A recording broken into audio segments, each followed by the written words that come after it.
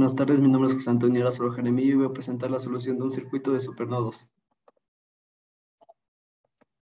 Bueno, primero aquí tenemos el problema. Este es el circuito el cual tenemos que resolver, donde podemos ver que tenemos tres fuentes de corriente y cuatro fuentes de corriente, perdón, y las resistencias. El voltaje que tenemos que obtener es el voltaje que pasa en BP, o sea, por la resistencia de 50 ohms. Bueno, lo primero aquí se fue dibujar el circuito y definir las corrientes que entraban y las que salían en cada uno de los nodos. Definí el nodo B1, el nodo B2, B3 y B4. Bueno, para los cálculos hicimos el método de nodos, el cual es el método que nos dice que las corrientes que entran en un nodo van a ser igual a las corrientes que salen. Aquí a un lado dibujé de manera esquemática el, cada uno de los nodos. Y bueno, para definir esto en base al método de que las corrientes que entran son igual a las corrientes que salen, hicimos ecuaciones en cada uno de los nodos. Aquí definí esta ecuación, las corrientes que entraban y las que salían. Por ley de Ohm sabemos que la diferencia de potencial que hay de B2 y B1 va a ser igual al voltaje que pasa por esta resistencia. Entonces, por ley de Ohm, sabemos que voltaje sobre resistencia va a ser igual a la corriente. Y estamos definiendo nuestras ecuaciones en base a la corriente. Así igual también definir la corriente que pasa en el nodo B1 sobre la resistencia de 20 volts, que es esta corriente. La de B1 menos B2 sobre 40 es esta. Y aquí viene la corriente de 10 amperes. En base a este principio definimos todas las ecuaciones en cada uno de los nodos.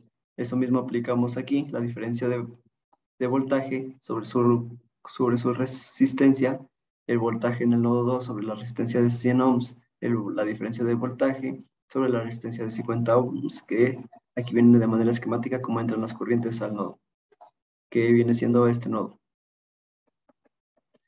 Y apliqué lo mismo para el nodo B3, es la diferencia de voltaje de B2 menos B3 sobre la resistencia de 50 ohms, más los 2 amperes que van de la fuente de voltaje, más la diferencia de voltaje que hay entre el nodo 4 y el nodo 3, y entre ellas está la resistencia de 10 ohms, que se divide. Como mencioné anterior, todo esto es por ley de Ohm. Igualé a 2.5 amperes, que es la única corriente que sale, que es la de la fuente de voltaje.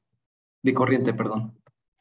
En el nodo 4 igual se aplicó lo mismo. Aquí tengo de manera esquemática cómo entran y salen las corrientes y y pasa lo mismo.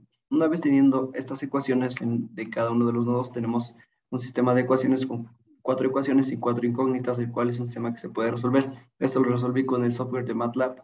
Aquí está el código, en el cual definí como símbolos X, Y y Z, que X es el voltaje en el nodo 1, Y es el voltaje en el nodo 2, Z es el voltaje en el 3, Z es el voltaje de 3 y N el voltaje en el nodo 4. Una vez hecho este sistema, nos queda aquí que B1 vale 190, B2 vale 171, B3 233 y B4 251. Todo esto en ohms. Una vez esto ya lo definí aquí. Y ya que tenemos el voltaje en B2 y el voltaje en B3, sabemos que la resta nos va a dar el voltaje P, ya que es la diferencia de voltajes que hay entre este nodo y entre el nodo B2 y el nodo B3, el cual el voltaje P nos da 62.19. Bueno, para comprobar esto quise hacer una simulación en multisim, comprobé los voltajes y me dio lo mismo que me dio en el sistema de ecuaciones que resolví. Eso sería todo. Muchas gracias.